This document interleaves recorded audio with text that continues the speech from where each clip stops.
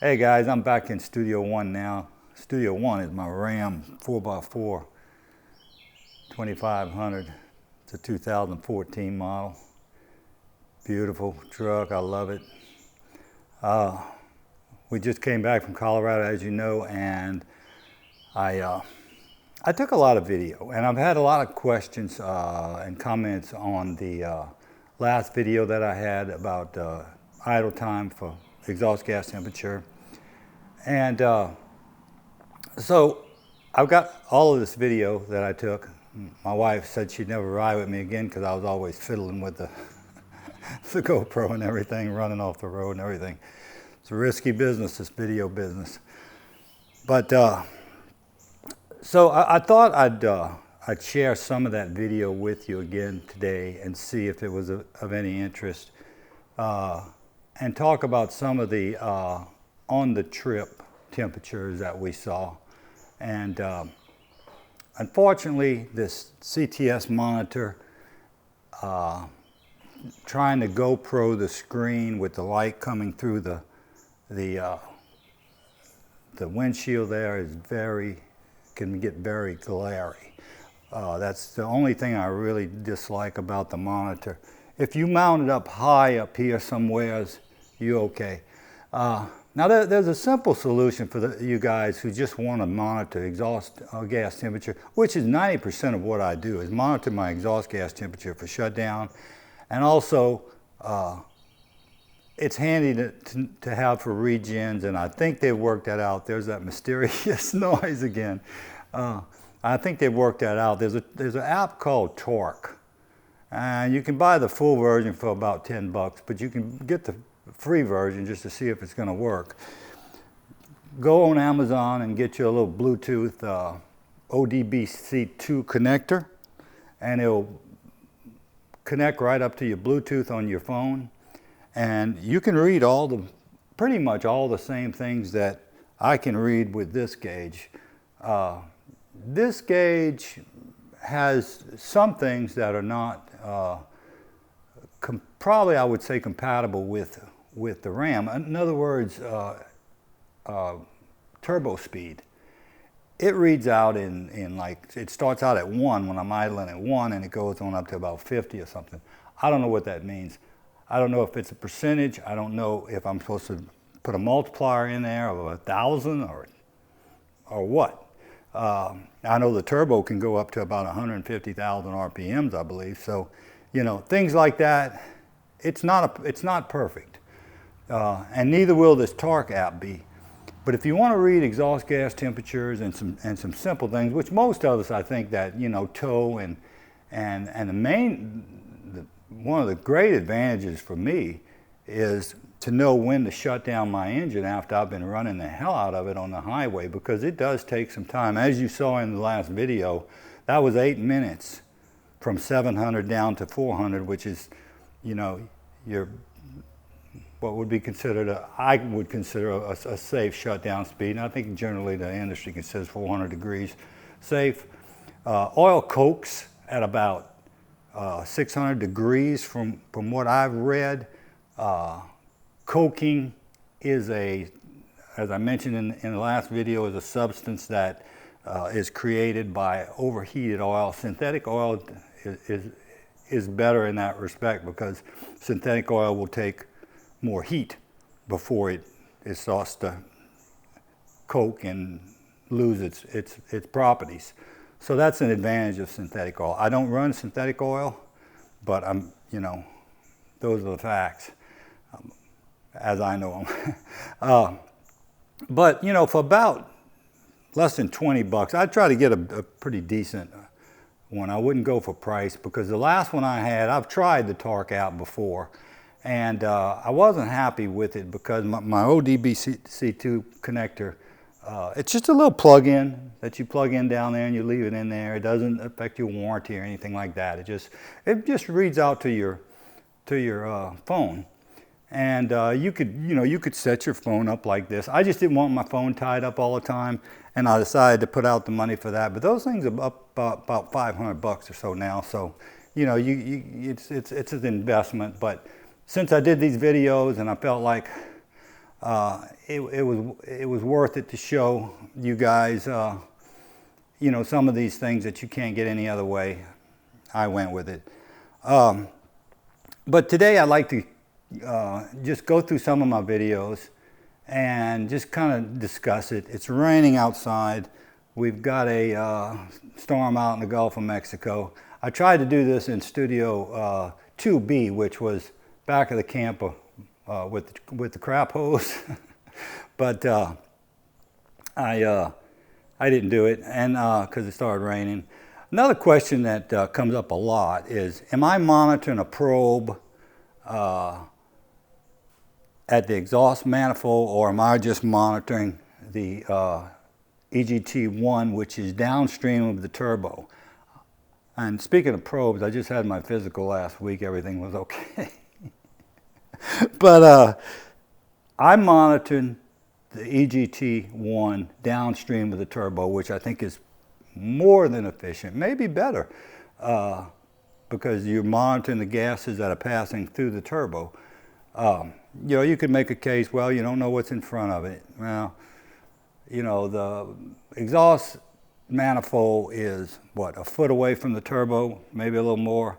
So you're going to have a slight delay for real performance-oriented guys who want instantaneous exhaust temperatures. Yeah, you wouldn't go this route. You know, if you was a racer or engine performance builder or whatever, you'd do something else.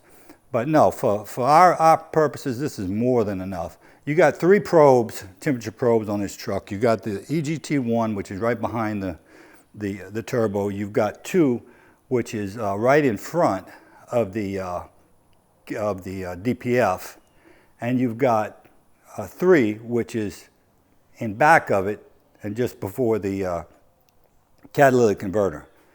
And when you're running down the highway, towing or whatever, after, I don't know, 10 minutes or so, they're all the same. That exhaust gas temperature works its way back, and they all read the same. So I'm comfortable that we're getting good, solid readings off of this EGT1 as far as using that EGT1 for turbo and engine shutdown. So let's go in the house, and I'm going to share a few of my videos. Try to keep this short because everybody says you talk too slow and your videos are too long. So I'm going to try to keep this short and more accurate. I tried like hell to get some things that would be of substance, but boy, that glare just ate me alive. But I'm taking another trip here, hopefully in another month to Arkansas. Hopefully I can get some other information. Got a couple other videos coming up on some other things, but anyway, let's go look at some actual traveling temperatures, because it seems there's a wide variety on what people think that ought to be. And look, it's gonna depend on how much you're pulling, right? What your load is, and also the ambient temperature that you're pulling in. You know, I'm only pulling a little small travel trailer.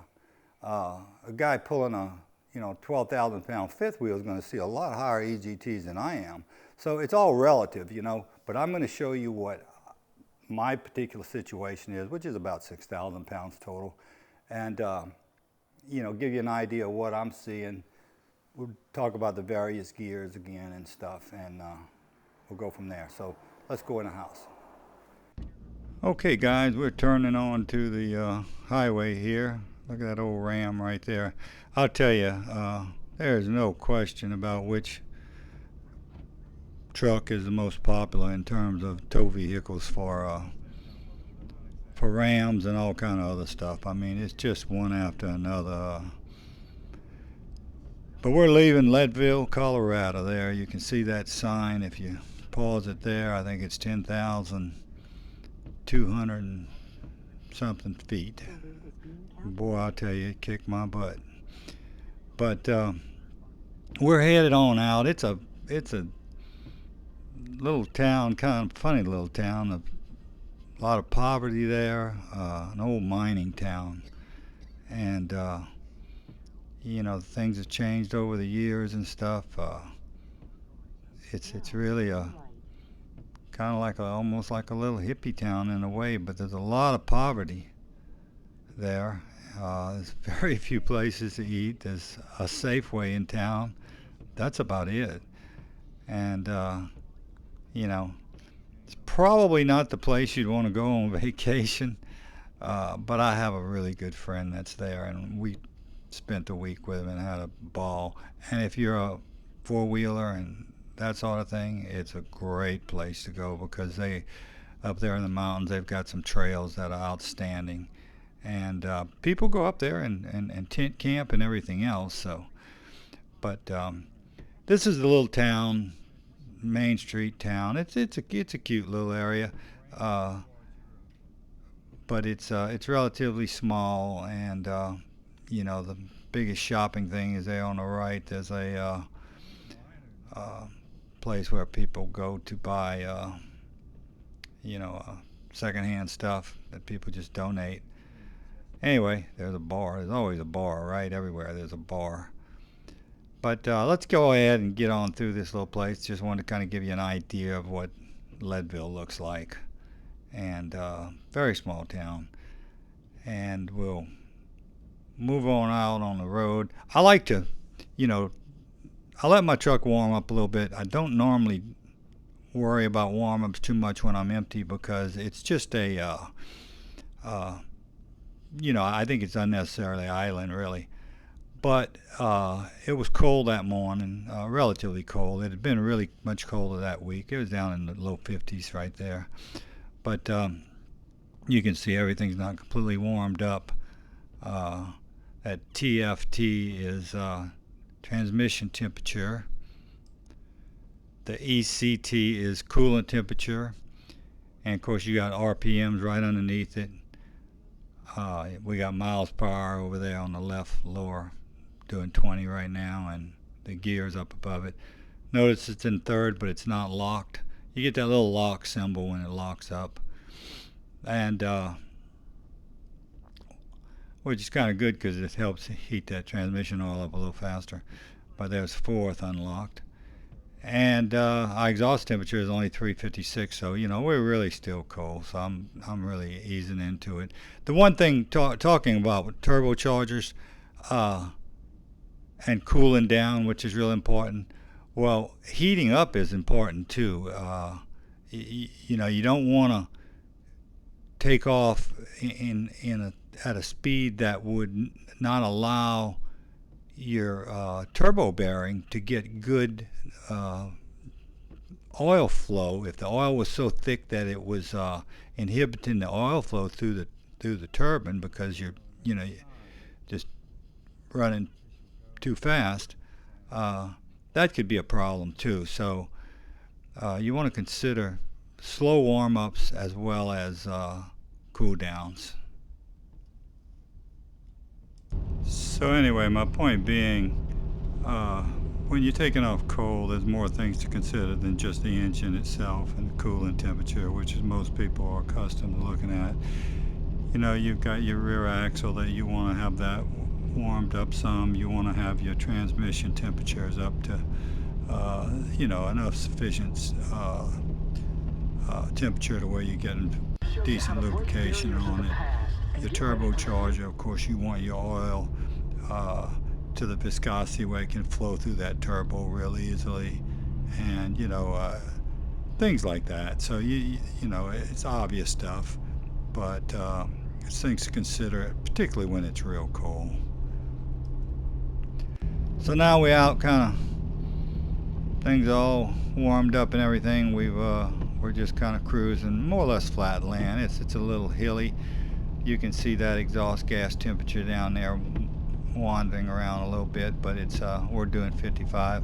For some reason, when I set my cruise control on exactly 55, my truck tends to lean more toward 54 miles per hour. I almost have to give it see, it'll bounce off of 55, but I almost have to set it for 56 to get a good solid 55, I think, but it's sort of almost 54 and a half, it seems. But so that's where we set up right now, guys. Maximum torque's about 1650. Maximum horsepower is up closer to 2,000 if I remember the torque curve correctly. So a little bit higher RPMs would give you a better handling of these hills in the mountains and stuff. And one of the questions was, what would your temperature be if you were running empty? And somebody suggested a video on that, which I'll probably do. But you can see right there in this little town, we're doing 33 miles an hour, and our exhaust temperature is only about, what, 525? It would probably be 425 if you weren't towing, if you were empty. But, you know, there's not much load there. We've just, you know, cruising along pretty slow. Okay, guys, we just got to right-hand pass, and we're still in 5th gear, but we're going to have to go down pretty shortly to 4th gear. So I'm going to make that shift myself because I know I'm going to need it.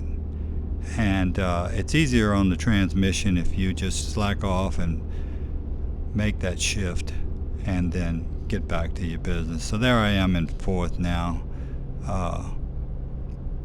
and we're still pulling. It looks to me like you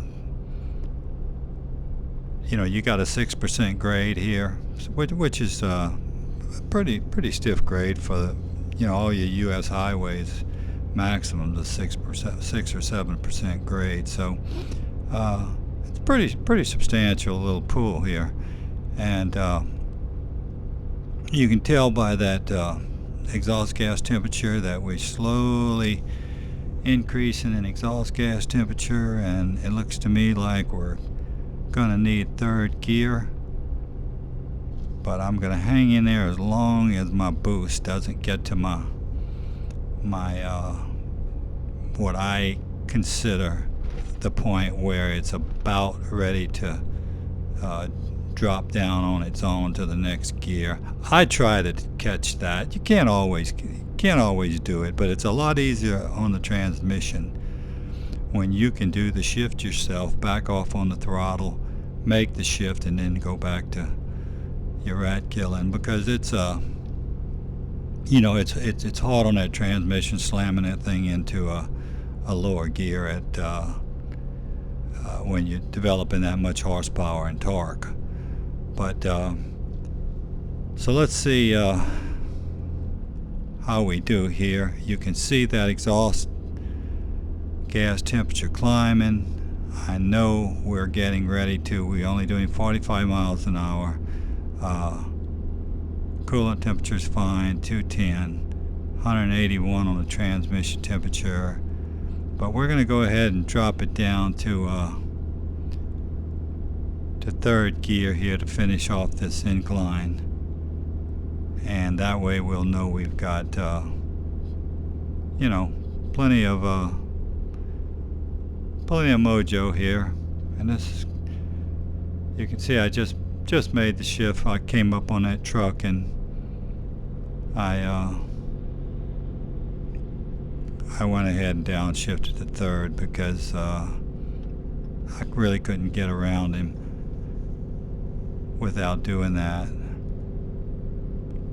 But we'll continue here, and eventually she's going to go back to 4th gear, you know, and we'll go ahead and let it go into 5th when we get on a down slope and whatnot.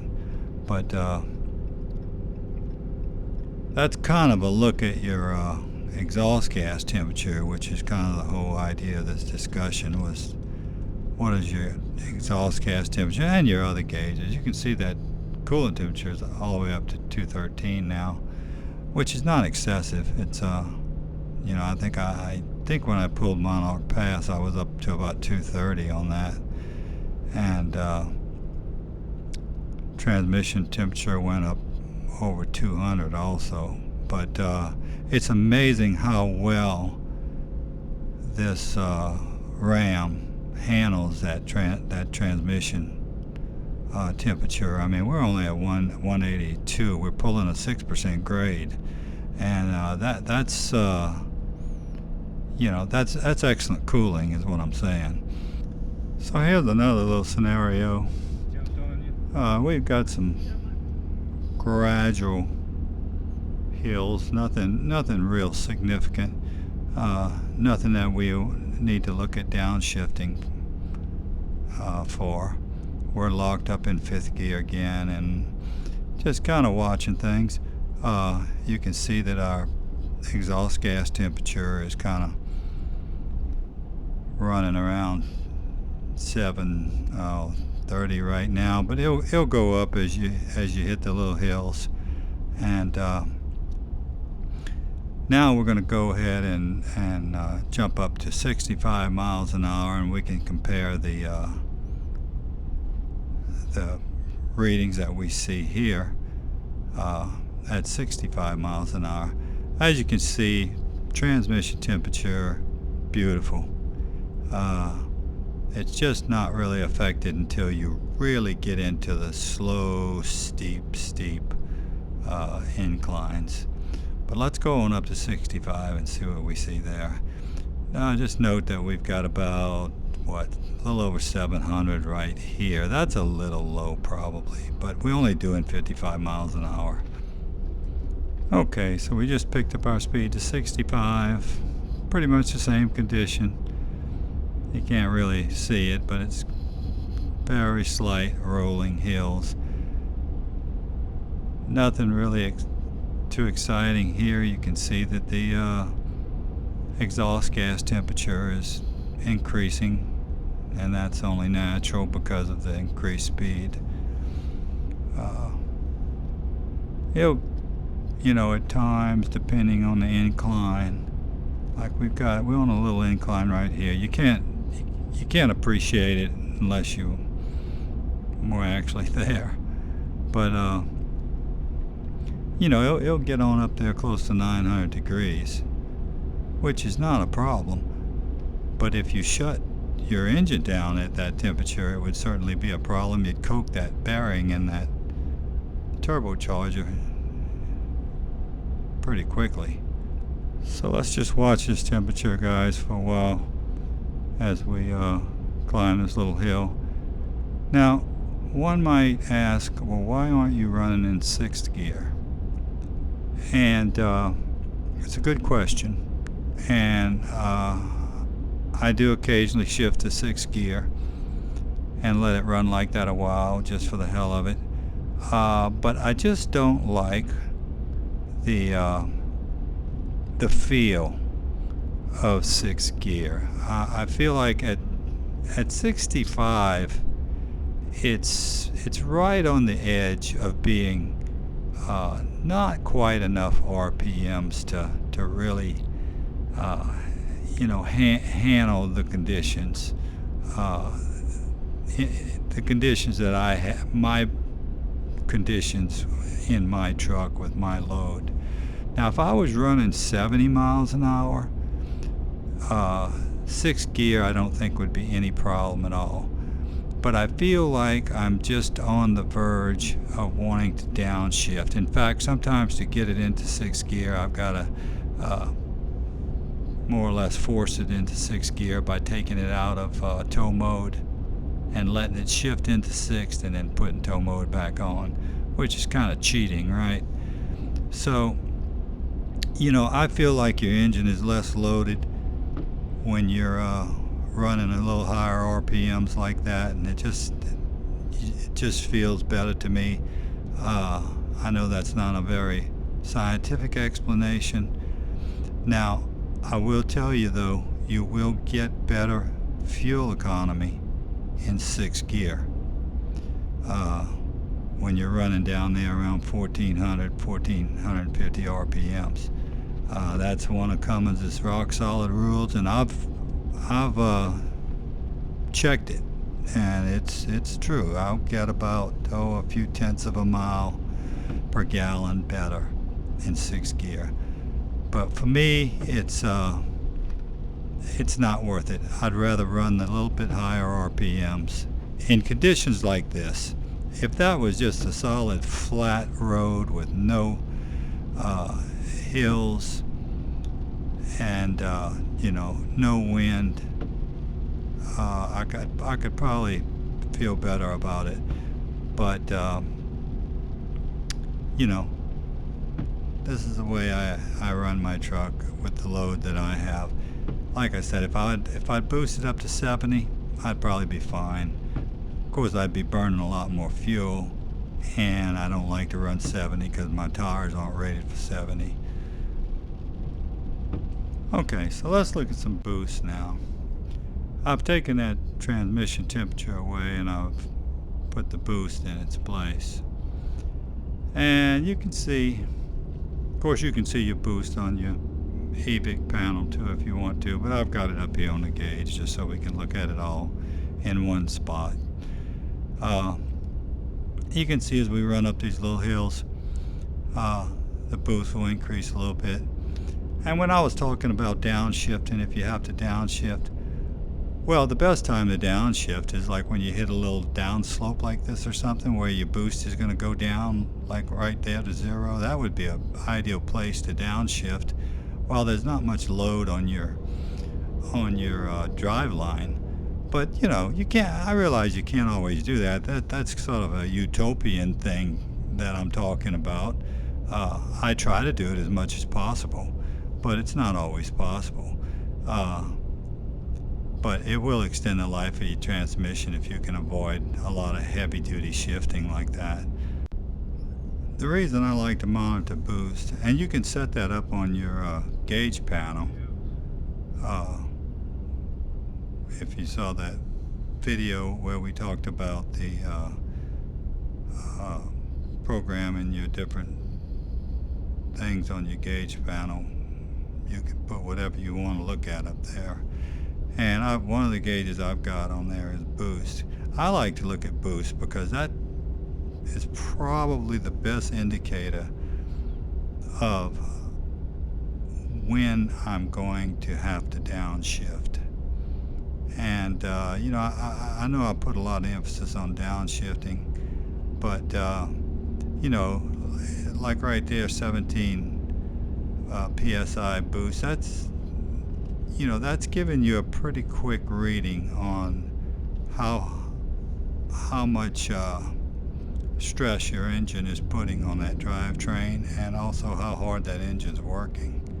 So you know, it's a quick indicator. This looks like a downhill we're coming up to, and you see how the boost goes to 0. We're just coasting. So if you had to downshift for a hill that you see coming up that's pretty stiff, this would be the time to do it when there's, you know, limited stress on your drivetrain, which includes your transmission and your transfer case, etc., etc. So I think that pretty well does it, guys. This video is really getting into a long-winded deal, and I didn't intend that. You probably bailed out on me a long time ago, and I don't blame you. But anyway, that's just part of my little trip and some of the observation, the gauge readings and stuff that we saw along the way, and some of the things we did. Exhaust gas temperatures, etc. It's always fascinated me all my life. Love diesels, love listening to them, love working them. And anyway, hope this is giving you something, if not a bunch of boredom. But until next time, adios.